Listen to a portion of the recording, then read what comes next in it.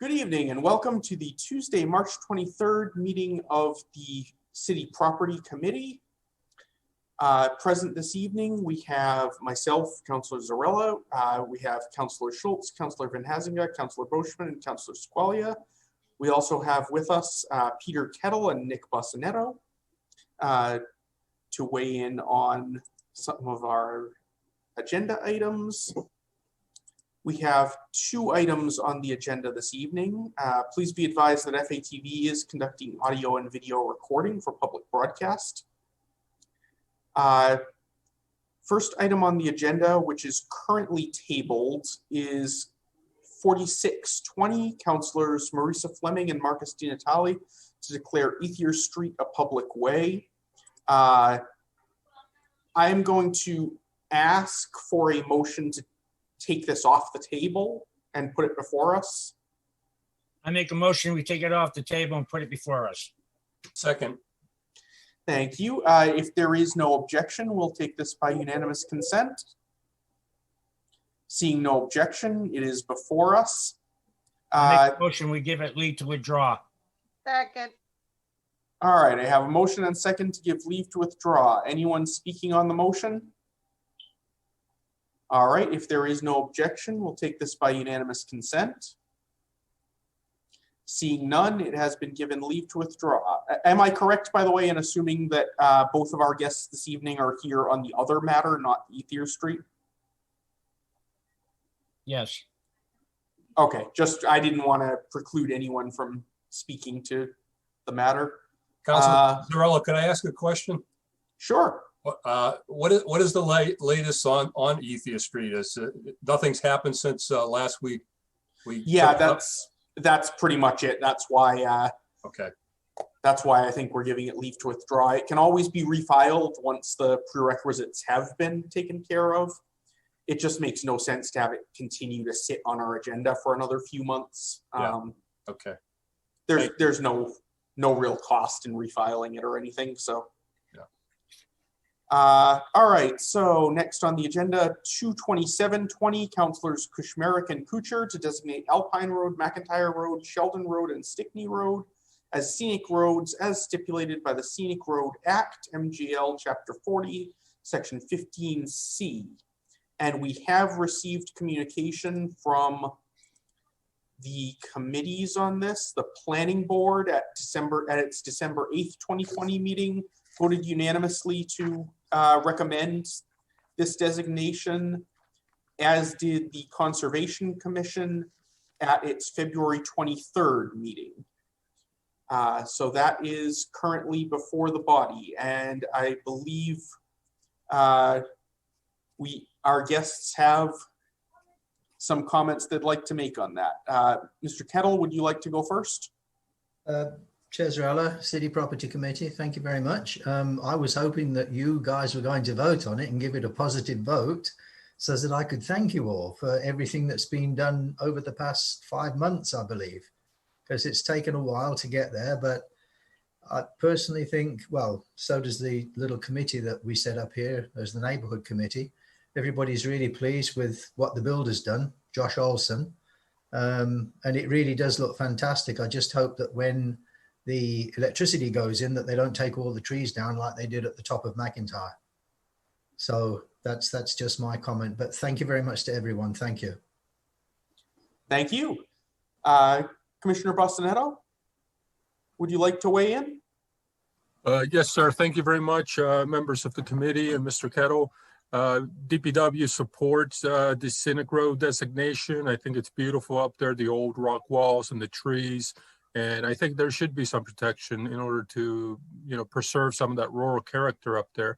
I would also like to mention DPW is planning on paving Alpine, McIntyre, and Williams, and a little bit of a Schwerningham Hill Road perhaps this summer. So I just want to make sure that this doesn't preclude us from doing the work we need to pave the road. And then there's a couple dead trees that are within the right of way, meaning within our street layout. So they're dead, they need to be taken down. So I just want to make sure that we'll be able to do our work up there and without too many, I guess we would have to go in front of the planning board if we wanted to cut trees down, or how would that work? Councillor Van Hazinga, did you want to respond to that, or do you have some other comment? Well, I can provide some clarity there, but I did have a separate comment. So yes, for my time on the planning board, the process would be to hold a joint hearing with the tree warden and the planning board to outline what would be taken down, and then they would both vote whether or not to approve or disapprove the plan. Thank you very much, sir. That's great. Like I said, we support it. We're going to be repaving the roads up there, and hopefully that whole neighborhood looks fantastic whenever we're done and the new houses go in. So we're in support of this. Thank you. Thank you. Councillor Van Hazinga, you said you had additional comments to make? Yes, thank you, Chair Zarella. So I think it is a beautiful neighborhood up there. It's a beautiful wooded area. I love the stone walls. It is an area of the city we should seek to preserve its scenic beauty and its character.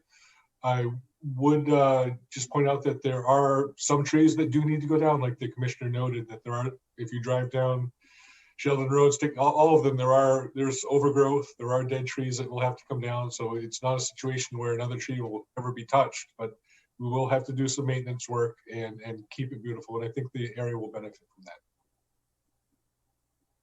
Thank you. The next three people on my docket are Councillor Boschman. Are you trying to warn us to settle in for the evening? No, I made a mistake. I didn't see my name up there. I didn't think about looking up. I was looking down below. I got one question, probably for the councillor that just spoke. My question is this: why would they have to go, the DPW? Why would they have to go in front of the planning board if the tree is literally dead? I mean, isn't that prolonging, making government at its best when you got a dead tree that's not? Why waste time if it's dead?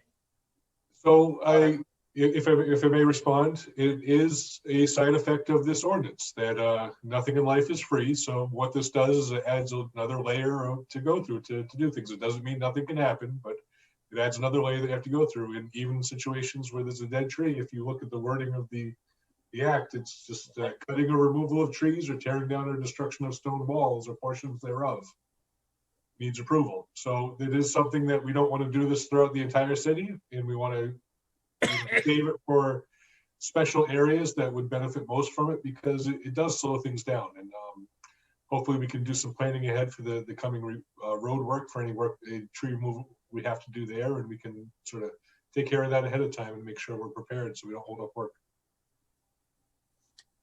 Right. I would also note that there's nothing that I see, at least in the ordinance, that would require the DPW to seek approval only for trees that it is imminently about to cut down. If they notice, say, 15 trees that they'd like to take down and they're only going to be able to take down 5 at a time, they could go before the planning board and the tree warden and say, these are the 15 we want to take down, and then just get to them as they get to them. So like Councillor Van Hazinga said, as long as we plan ahead a little, it shouldn't really be too much of an impediment. Okay, don't get me wrong, I'm not against it. I'm all in for it, the audit. I was just asking a question. Oh, sure. I just thought it was kind of useful in making government bigger than what it's supposed to be. That's all. All right, thank you. Move to approve 22720. Second. I have a motion and second. If there is no objection, we'll take this by unanimous consent. Seeing no objection, motion passes. Move to adjourn. Second. Chair Zarella, sorry, before you close, is it too late to ask a question? I'll allow it. Please, thank you very much. Go right ahead. Scenic route should always look nice. Is there any chance at a small cost to the city of getting some signs put up, no dumping litter on these roads? Because historically people have come up here and dumped mattresses on the side of the road and everything else. It's just a request to keep the city like it should be. Commissioner, would that be your department or would that be the police department that would have to approve that? Yes, sir. That would be our department. I think some sign, people are dumping illegal trash aren't going to be dissuaded by a sign. What we're trying to do is, we can put up some signage, but like I said, people don't read signs that are illegally dumping, but What about, what about if there was a nice heavy fine, like $500 for anybody found littering or something like that? That's something I think we'll have to discuss as a separate petition because we Agreed. need to change the ordinances. Agreed. But I do know that we are making some motions towards more effective enforcement of our various codes, Excellent. including a municipal lien provision we recently approved for some other violations that personally I'd like to see expanded to some of our other enforcement issues. So I think it's certainly a possibility. Wonderful. Apologies for extending a meeting. That's No, okay. no. So the health department's really in charge of garbage in the city.